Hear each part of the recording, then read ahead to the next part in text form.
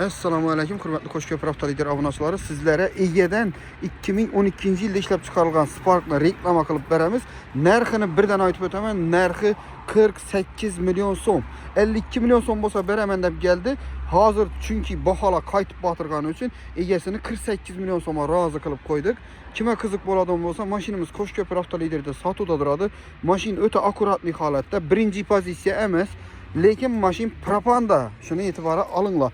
Endi hozir metan degan narsani o'zlaringiz bilasizlar, bu kalla yarishma 3 o'rtanda metani hech kimga qiziq bo'lmay qoldi. Konditsionerlari, oynalari, knopkalari, ichlari akkuratli holatda, chexollar, nilonli politlar, xullas hamma narsa tayyor mashinda. Faqat minsangizda bo'ldi.